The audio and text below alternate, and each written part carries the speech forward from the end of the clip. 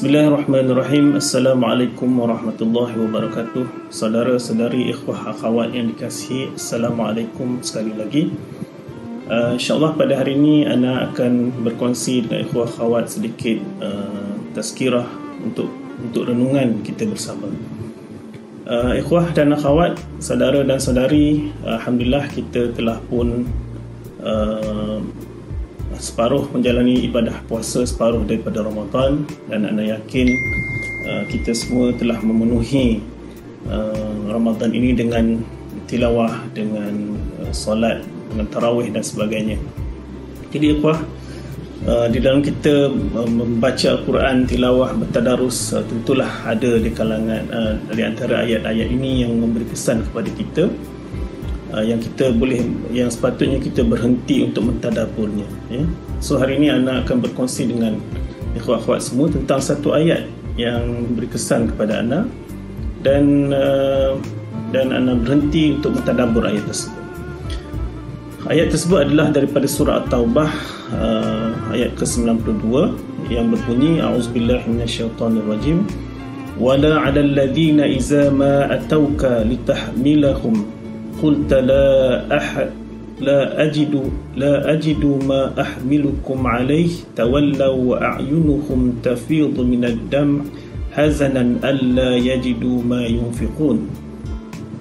Yang bermaksud, dan tidak berdosa orang-orang yang ketika mereka datang kepadamu memohon supaya engkau memberi kenderaan kepada mereka, engkau berkata, tidak ada padaku kenderaan yang hendak kuberikan untuk membawa kamu.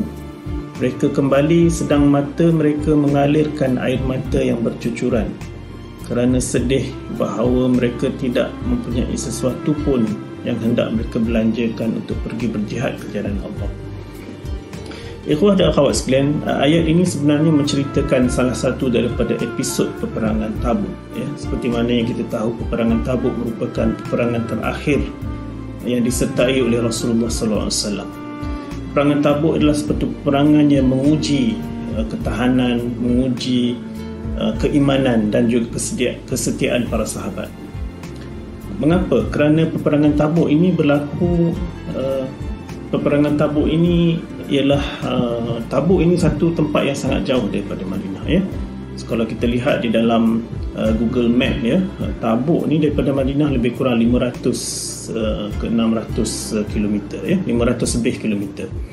Dan bayangkan pada masa Rasulullah SAW tersebut, mereka berjalan dengan unta, menghadapi jarak yang sangat jauh, ya.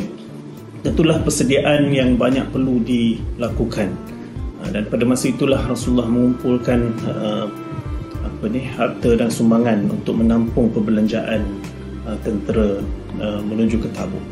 Dan peperangan Tabuk ini juga berlaku ketika mana musim panas, ya. Dan kita tahu bahawa musim panas di Madinah ini adalah sangat panas, ya. Pada tahun lepas ketika saya bertugas di Madinah pada musim haji, suhu mencecah sehingga 50 darjah Celsius. Sangat panas, ya. Ketika kita turun untuk pergi ke solat subuh, itu angin yang bertiup itu sangat panas, ya. Dan saya pernah sekali terpaksa solat Jumaat di atas bumbung Masjid Nabawi disebabkan oleh kerana penuhnya manusia pada ketika itu. Jadi terpaksalah berpanas di atas bumbung Masjid Nabawi. Jadi setiap 2-3 minit sekali terpaksa menyiram kepala dengan air, ya, kerana suhu yang sangat panas. Dan begitu juga ketika itu buah-buahan sedang masak ranu, ya. Dan ini menjadi satu cabaran kepada para sahabat pada masa itu untuk turut sama menyertai Rasulullah SAW. Namun begitu, para sahabat majoritinya berlumba-lumba untuk memberi sumbangan bagi persiapan pada tentera Rasulullah SAW untuk menuju ke Tabuk, ya. Namun ada di kalangan sahabat yang miskin, yang tidak mempunyai harta, yang lalu berjumpa dengan Rasulullah SAW, merayu supaya mereka juga diberi kebenaran untuk turut serta.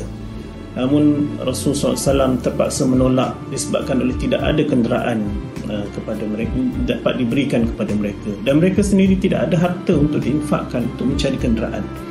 lalu mereka berasa sangat sedih sehingga mengalirlah air mata mereka disebabkan oleh kesedihan mereka tidak dapat bersama Rasulullah SAW untuk menuju ke Tabuk. Jadi ikhwah akhwat sekalian, mungkin peristiwa ini hanya berlaku beberapa minit sahaja, tetapi yang istimewanya ialah peristiwa ini telah dirakam oleh Allah SWT di dalam Al-Quran, dan ianya memberi satu, orang kata, jadi sepatutnya kita sebagai seorang Islam, seorang mukmin untuk merenung ayat ini, kan, betapa bagi seorang Islam sepatutnya kita bersungguh-sungguh untuk menginfakkan harta kita, terutamanya apabila kita diminta untuk memberi sumbangan kepada kerja-kerja dakwah, kerja-kerja amal dan kerja-kerja fi sabilillah, kan. Dan kita sepatutnya merasa sangat sedih, sangat sehingga mengalirkan air mata kita sekiranya kita tidak ada sesuatu pun untuk kita infakkan kepada perjuangan Islam, kan. Jadi berbalik kepada kita di bulan Ramadan ini, infak di bulan Ramadan ini adalah sangat besar ganjarannya, ketika mana pahala digandakan. Dan kita tahu ketika bukan bulan Ramadan pun Allah SWT menjanjikan tentang pahala infak ini berlipat kali ganda, apatah lagi di dalam bulan Ramadan, kan. Ada seorang sahabat menghantar mesej kepada saya berkenaan dengan satu kisah, di mana kisah ini adalah berkenaan dengan seorang sahabat ini bertanya kepada sahabat yang lain apabila dia melihat sahabat tersebut ingin menginfakkan hartanya dengan satu kuantiti yang banyak dalam bulan Ramadan. Maka dia kata, kamu tak takutkah, dia kata, harta ini akan berkurangan? Lalu lelaki itu menjawab, dia kata, al-munfiqun kasyuhada la khawfun alaihim wa lahum yahzanun. Dia kata orang yang beri infak ni sebenarnya seperti para syuhada, kan, tidak ada ketakutan kepada mereka dan mereka tidak berasa sedih. Maka dia rasa tersentuh dan terkejut, dia kata, tidak pernah, dia kata, dia mendapat jawapan orang mentasbihkan ataupun menyamakan al-munfiqun ini, orang yang berbelanja, berinfak ini sama seperti para syuhada. Lalu apabila dia balik dan dia melihat Al-Quran, ternyata terdapat ayat-ayat yang menyatakan bahawa al-munfiqun ini, orang yang berinfak ini, Allah menjanjikan wala khaufun alaihim wala hum yahzanun, sama seperti mana para syuhada. Di dalam ayat yang lain Allah SWT menyatakan bahawa wala khaufun alaihim wala hum yahzanun, mereka tidak ada rasa ketakutan dan juga tidak akan ada rasa takut dan juga tidak akan merasa sedih, kan, disebabkan oleh amalan mereka. Dan kalau ikhwah semak di dalam Al-Quran, terdapat 15 kali Allah menyebut perkataan wala alla khaufun alaihim wala hum yahzanun ini. Dan ada dua keadaan yang khusus Allah sebut di dalam Al-Quran tentang alla khaufun alaihim wala hum yahzanun ini adalah berkenaan dengan orang-orang yang memberi infak dan juga orang-orang yang syuhada, kan. Jadi ikhwah akhwat sekalian, gitulah besarnya pahala infak ini, sehingga di dalam ayat yang lain Allah menceritakan bahawa kalau seseorang itu tiba ajalnya, maka dia meminta kepada Allah supaya ajalnya ditangguhkan supaya dia dapat bersedekah dan juga memberi infak, kan. Jadi begitulah besarnya pahala infak ini, dan juga pulangan dia kepada kita, dan juga besarnya orang kata manfaat daripada infak itu.